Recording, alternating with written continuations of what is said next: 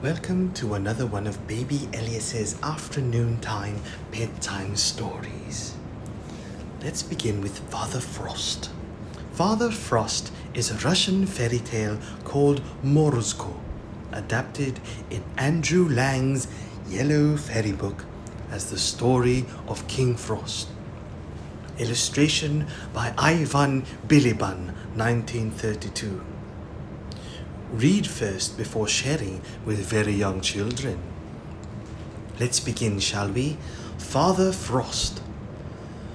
There was once upon a time a peasant woman who had a daughter and a stepdaughter.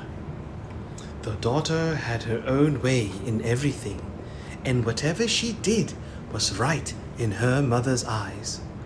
But the poor stepdaughter had a hard time. Let her do what she would, she was always blamed and got small thanks for all the trouble she took. Nothing was right, everything wrong, and yet, if the truth were known, the girl was worth her weight in gold. She was so unselfish and good-hearted. But her stepmother did not like her, and the poor girl's days were spent in weeping, for it was impossible to live peacefully with the woman. The wicked shrew was determined to get rid of the girl by fair means or foul, and kept saying to her father, "Send her away, old man, send her away, anywhere so that my eyes shan't be plagued any longer by the sight of her, or my ears tormented by the sound of her voice. Send her out into the fields and let the cutting frost do for her." In vain did the poor old father weep and implore her pity. She was firm, and he dared not gainsay her. So he placed his daughter in a sledge, not even daring to give her a horse cloth to keep herself warm with, and drove her out onto the bare open fields, where he kissed her and left her, driving home as fast as he could, that he might not witness her miserable death. Deserted by her father, the poor girl sat down under a fir tree at the edge of the forest and began to weep silently. Suddenly, she heard a faint sound. It was King Frost springing from tree to tree and cracking his fingers as he went.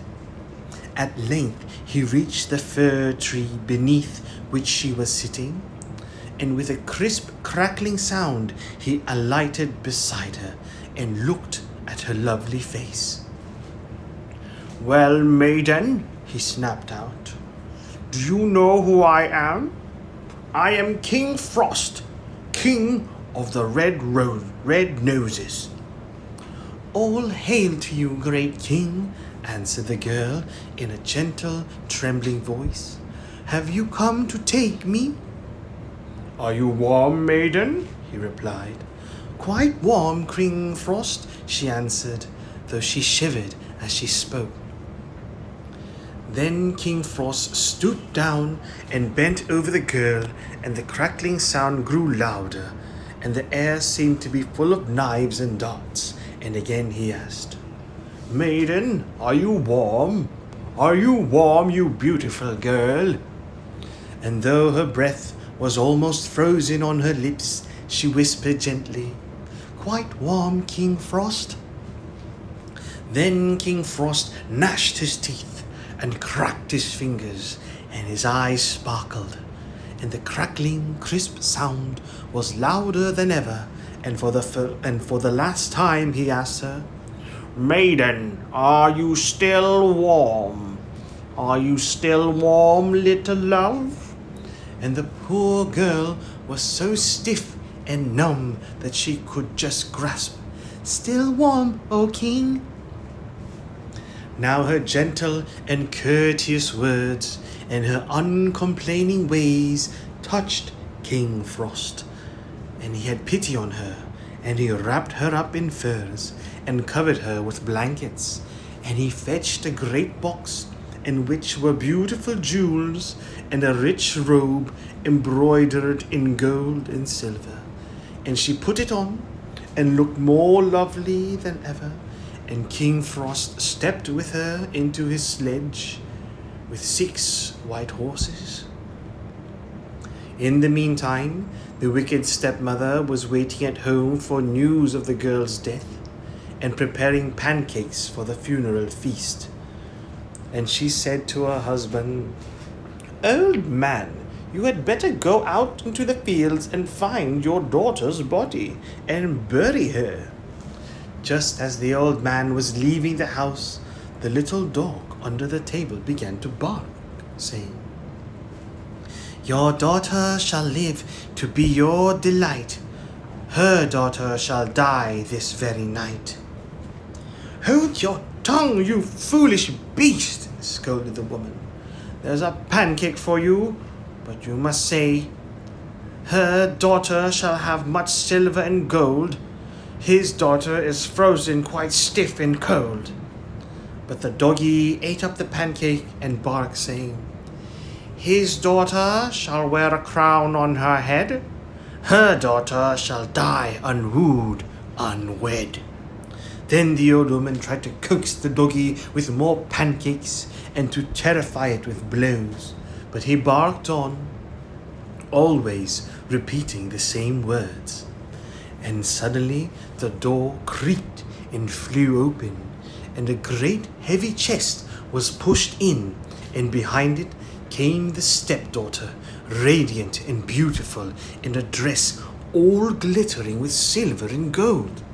For a moment the stepmother's eyes were dazzled. Then she called to her husband, "Old man, yoke the horses at once into the sledge and take my daughter to the same field and leave her on the same spot exactly." And so the old man took the girl and left her beneath the same tree where he had parted from his daughter. In a few minutes, King Frost came past, and looking at the girl, he said, "Are you warm, maiden?" "What a blind old fool you must be to ask such a question," she answered angrily. "Can't you see that my hands and feet are nearly frozen?" Then King Frost sprang to and fro in front of her, questioning her, and getting only rude enough words in reply, till at last he got very angry, and cracked his fingers, and gnashed his teeth, and froze her to death. But in the hut her mother was waiting for her return, and as she grew impatient, she said to her husband, "Get out the horses, old man, to go and fetch her home, but see that you are careful not to upset the sledge and lose the chest." But the doggy beneath the table began to bark, saying, "Your daughter is frozen quite stiff and cold, and shall never have a chest full of gold." "Don't tell such wicked lies," scolded the woman. "There's a cake for you. Now say, 'Her daughter shall marry a mighty king.'"